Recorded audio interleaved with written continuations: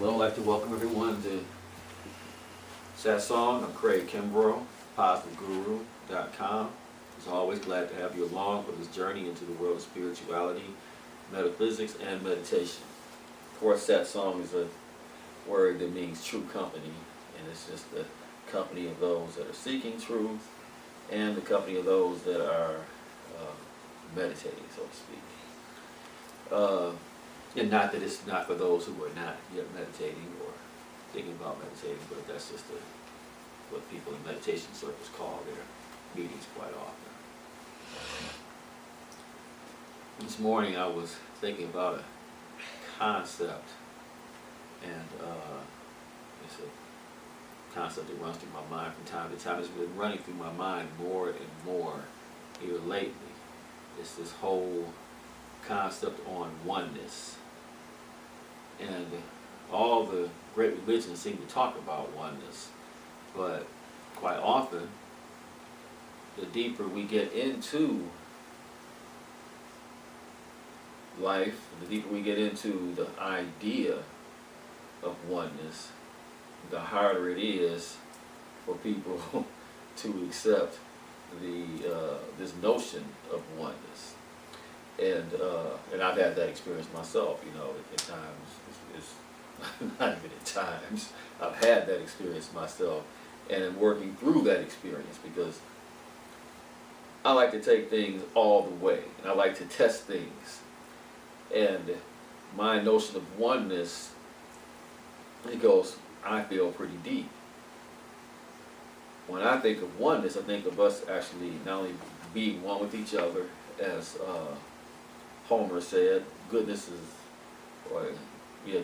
one, evil is manyfold, and of course the more we see ourselves as being separate from one another, and that's them over there, and this is us over here, or those people, or whatever, we don't realize it, but the more evil we're becoming. Anytime you want to inflict, anytime the powers that be want to start inflicting harm on others through the masses, the first thing they have to do is make that other, or the so-called other. It can't be like you, they got to be other. You know they're this way, you know they're that way, you know they believe in this, you know they have tails, you know they, whatever they want to say about them that makes them so much different than we are, because the more we're able to identify with them being one with us, the harder it is to harm them. Well, that's an aspect of oneness. Now, when you start to talk about religions, Jesus is saying, I and my Father are one. When you start to talk about Buddhism, you speak of oneness, you're thinking, oh, you're meditating, moving into the oneness, you know. Even the American Indians, Mother Earth, you know, we're all part of this Mother Earth, all one. Well, with me, through studying metaphysics and whatnot, I began to come up with this notion of the oneness of us being one with God, and moving into our oneness when we actually sit down and we meditate and so forth. Well, when I start to think of that, sometimes different things would go through my head, like, man, you know, if we're one with God, does that mean that we are God, you know? And that's a hard thing for people to grab onto, even though that's what Jesus said, I and my Father are one. Matter of fact, that's what they say he was killed for saying, I and my Father are one. At the same time, he says, now we say, well, yeah, Jesus, he was one with God. But it's easier when the person's not there in front of you saying these things. Someone that you've never seen before, or someone you never saw dig up their nose or something, you know, or whatever other flaws that are despicable to us at the time.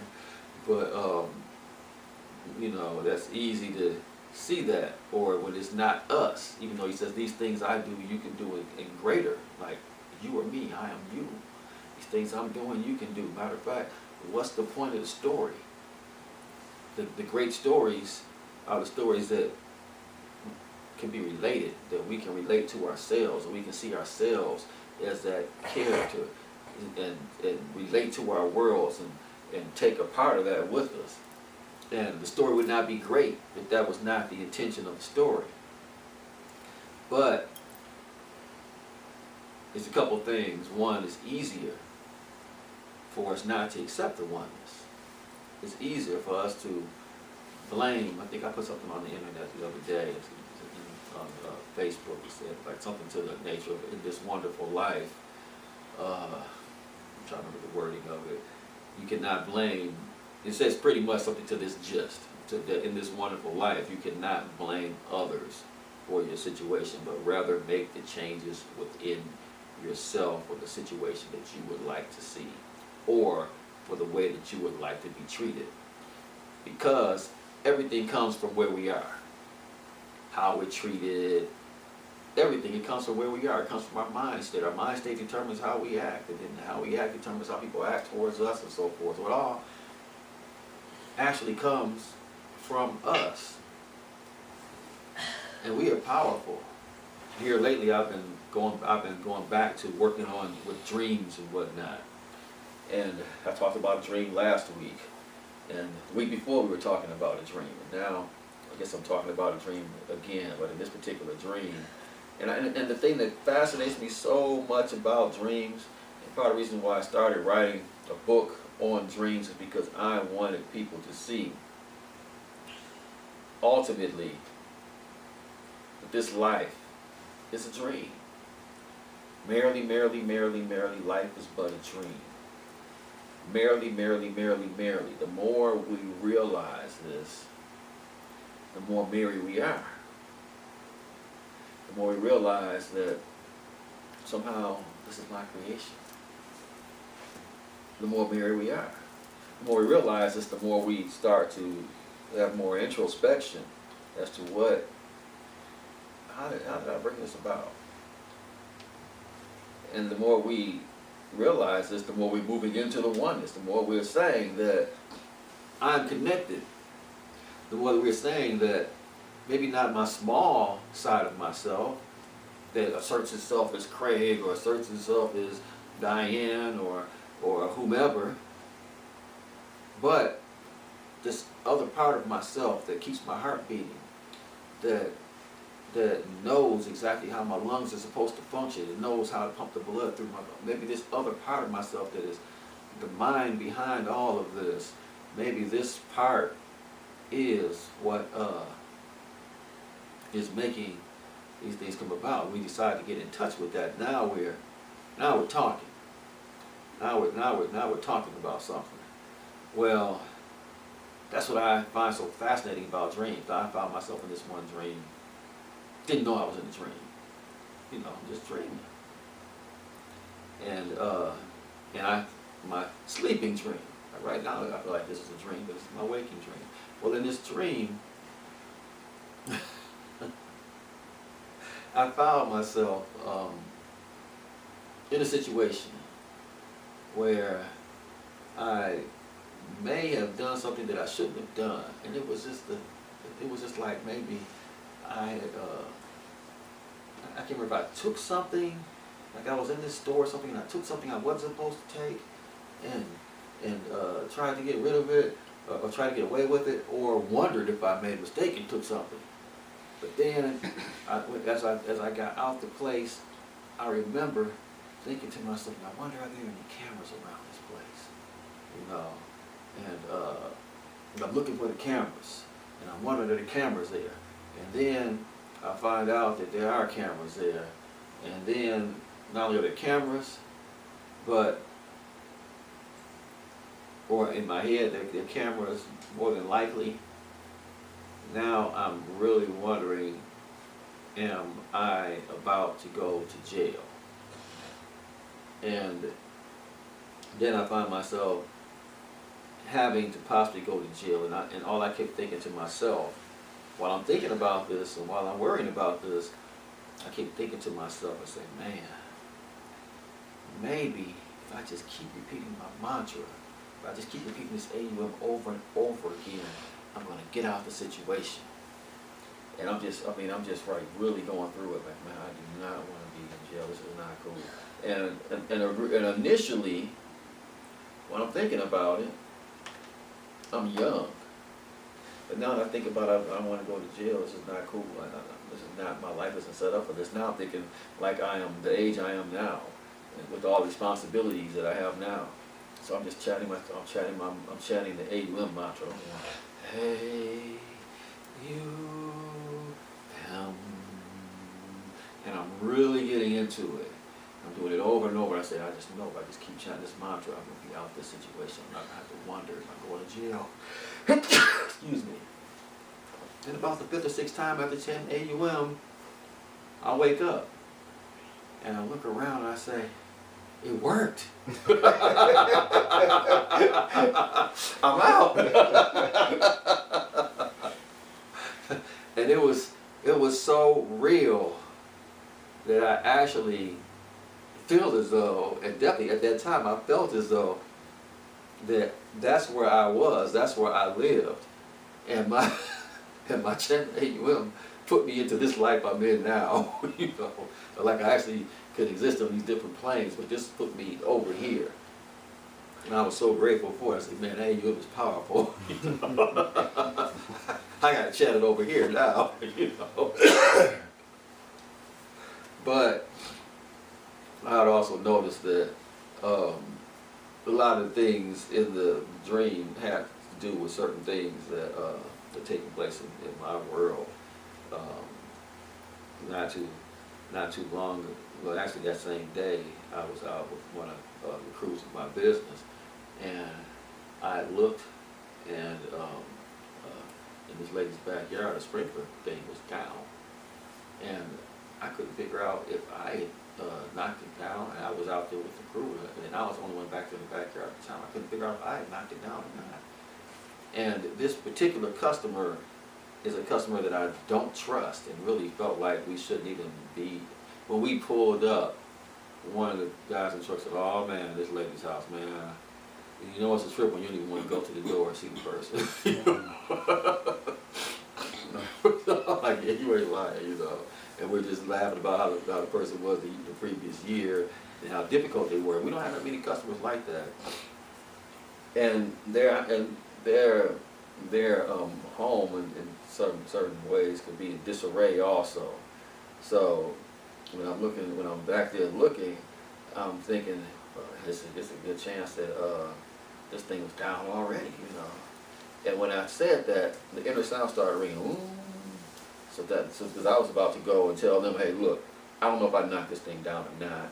You all probably know if it was down, but if it was not down before, we'll pay to fix whatever is going on.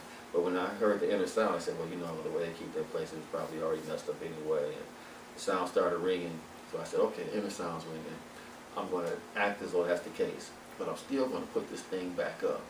So I put it back up, and I say, now it's not going to work, but, you know, they'll let us know, and if that's the case, then they'll call. But if this thing is already broken, and it's not working, they're not going to call because the system's not working anyway. And the inner sound's still ringing. But I found myself when we were leaving, getting out and going in the backyard looking for cameras. Because I was like, what if they see me on camera fixing this thing? They're going to be like, we got him now, he can fix our whole thing. So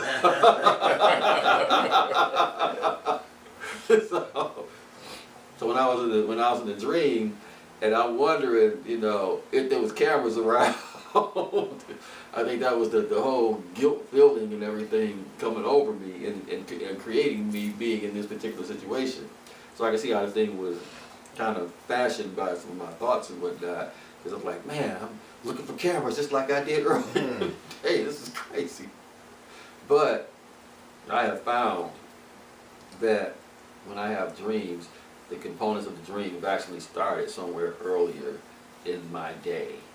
Things I was thinking about, things I was doing. It's like a continuation.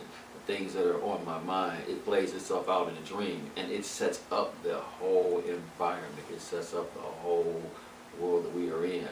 There have been dreams that I've had to where I knew, I talked about this last week, to where I knew that somehow I had set, now I lost my train of thought. I set the whole thing up, and I knew that there were things in my environment or ways in which I was acting that if I changed the way I was acting in my world, these things would not be on my mind and the dream would be a totally different dream. Or if I addressed this over here, it wouldn't show up over there. So I have decided to really pay attention to the things that I do in my world, because I know that it's going to make my dreams happen in a certain way. But I've also noticed that in my outside world, or this waking dream, that things happen based on the way I think and what I'm thinking about, and certain things I may or may not be addressing will determine if it's going to show up for me later on. And this is the craziest thing, but it's part of this oneness thing. It's part of this realization that we are creating this world, and it's part of also the realization that the part of us that's doing the creating, that is the God. The kingdom of heaven is within. This is the body is the temple of the living God. God is inside of us, and we are connected. And that's what the whole meditation process is about. It's about us connecting with that part of ourselves. I've noticed the more that I've connected with that part of myself, that I can just think about a thing that I would like to. Someone told me here recently, they said, you know, you are, I know you, how did they put this? They said, out of all the people I know, it seems as though you manifest more than almost anyone I know. I mean, you manifest things in your world. And I was explaining, I was like, well, you know what? Everyone does this. We just don't know we're doing it. You're saying, yeah, but you can decide what you would like to manifest. You can decide, I would like to have this particular type of situation show up. I would like to have that show up. And you're more conscious about the things that you are manifesting. And I say, yeah, it actually happened. And I do have a lot of miraculous things show up, and that actually seemed to happen more so as I've gotten into the meditation. And there's no question that that's the case. But it's this whole connecting with this part of ourselves. When we realize that we are one, and we realize that that God that we're looking for is within us, and maybe even, for lack of a better way of putting it, our true identity. When we really realize this, then we're really anxious to get past our false identity. This part that says, hey, look at me, look at how great I am. Or this part that says, what are they going to think about me? I hope they don't think that I'm this way or that way. The more we get past that, the more we're getting to that part of ourselves, the more it's revealed to us, the more we can close our eyes and know what's coming down the road, know what's happening over here, and just know that things are going to be a certain way. Because now we are connected with all things and all people. You can know the thoughts of others as soon as you get past yourself and get past all your judgments and so forth. I've heard conversations that have taken place way in other parts of the state or of the city. Just closing my eyes. I mean, later on it's confirmed that the conversation took place just the way in which I heard it. But the more we get past our smaller selves, the more we get to this larger self. I was reading in the Bible today, and I forget what section I was reading. Maybe I have it. I doubt it, because I read in several parts, so it may not be. Oh yeah, it was. It was in Acts, and oh, thank you. And it wasn't anything super particular. Thank you. It wasn't anything super particular, but as I was reading, it was talking about Paul, and Paul was going around and he was telling people about how Jesus is the Christ, or was the Christ. And he was explaining this to people everywhere he went and whatnot. And then it went on to say that God wrought miracles onto Paul, or got to the point where he was beginning to actually have miracles come through him. And I found that I found it kind of fascinating. One, I found it fascinating the whole, and I know this is like, why would you think this is fascinating? You hear about this all the time, that in the Christian religion, Jesus was the Christ. You know, the Christ, that's the God in man. God coming through man. But I found it fascinating because this is Paul's message, and the more Paul spreads this message, the more miracles are presented unto Paul. And then Jesus, the one who was supposedly the Christ at the time, the one that he's saying is the Christ. Well, the interesting thing is, Jesus is saying that, I said to you, ye are gods. Jesus is saying, I and my Father are one. Jesus is saying, these things I do, you can do. He's saying that I am you and you are me. And this is, the story is about you. And it's the most fascinating thing because you realize that the idea is for us to realize this God within us. This is the idea. And the more we realize it, the more we acknowledge it, the more we acknowledge God, period. And, you know, you can say, yeah, God is great, God is good, this, that, the other. And they stole my car, man, that was the devil, you know. That wasn't God, you know. But when you say my car was stolen, at this point I don't like it, but I know there's something good out of this. There's something God wants me to see. There's something that my higher self that I'm connected to somehow set this up for me to move deeper into seeing God in heaven everywhere. Now you're acknowledging that God is good. Now you're acknowledging that God is great. Now you're acknowledging that all these things are done by God. And at some point, when we start to say, how did I attract this to myself? Now you're saying, I am one with this great one that is attracting these things. And then when you say that, that's when all of a sudden things open up. Then that's when things that you couldn't imagine end up happening. That's when the car being stolen becomes a good thing. And even things that you could not have imagined would have come actually happen on account of that. That's the oneness. And the more we move into the oneness, the more we feel it. The more we feel it, the more it acts through us. The more it acts through us, the more we recognize it, the more we take notice of it, the more we remind ourselves of it acting through us, and the more we're meditating to come into this oneness consciousness, the more we realize that I can just decide something's going to happen.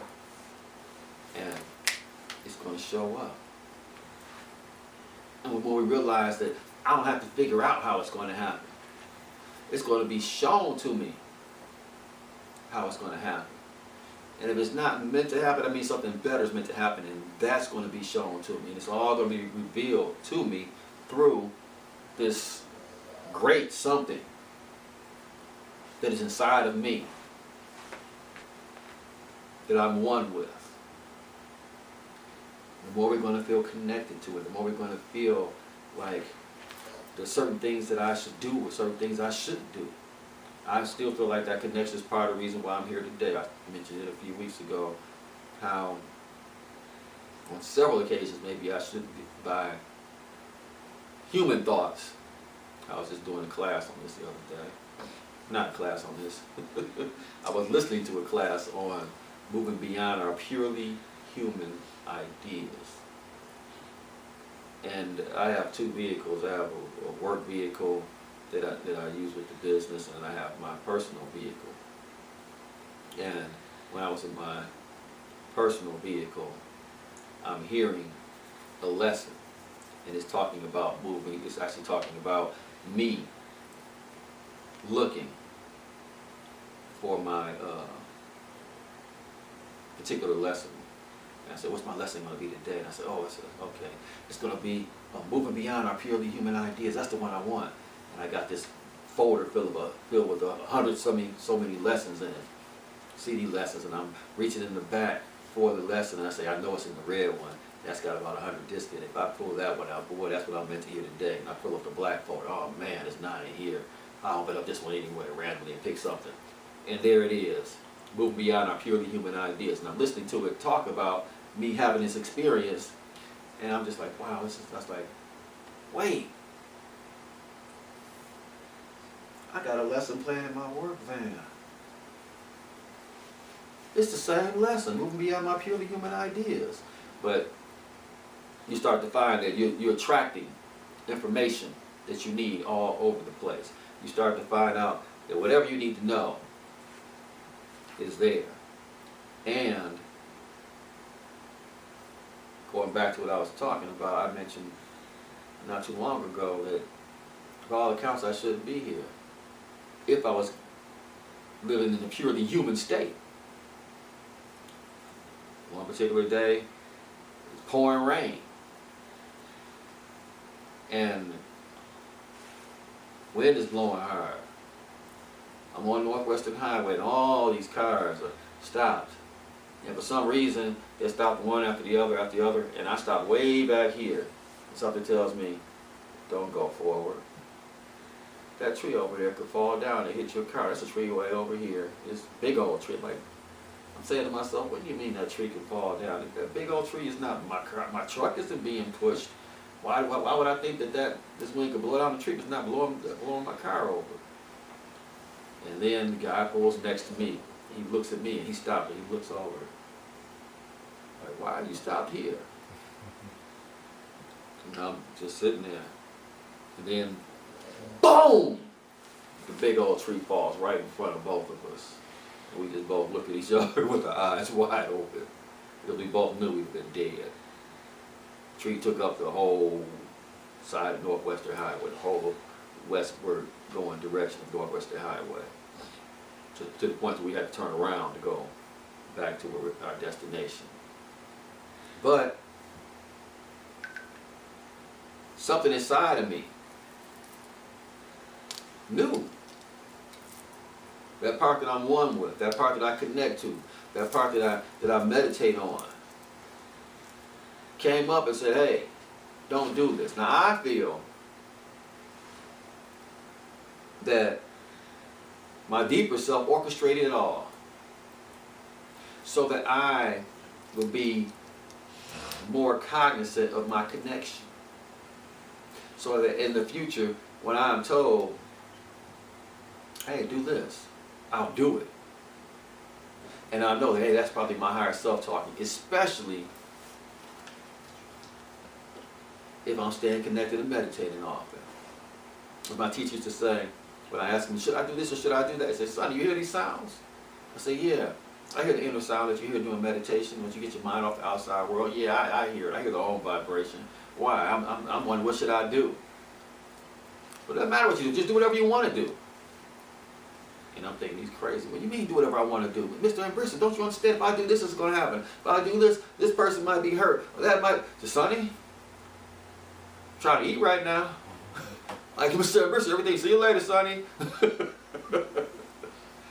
But he was saying that if you were staying connected with this part of yourself that runs through all cells, that runs this universe, whatever you do is right. If you're staying connected.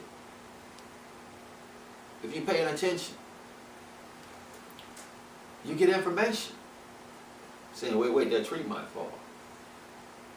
And the feeling will be so strong, even when you're arguing against it, something's going to make you not go there. That's the oneness. That's God inside. All logic said, why am I stopping way back here? But that's God. And that God is inside of all of us. And that's what we are connecting to. And the more we get into it, the more we look for the beauty, the more we look at the other times these things have happened, the more we immerse ourselves in atmospheres that tell stories about this, the more we identify with it.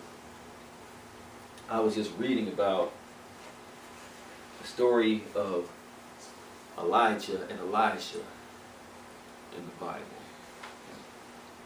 And for those that are into the Quran, I read the Quran sometimes. For those that are into the Dhammapada, I read the Dhammapada sometimes. Today, for whatever reason, I'm quoting the Bible. But I'm reading about this story. And I'm just finding it fascinating because Elijah is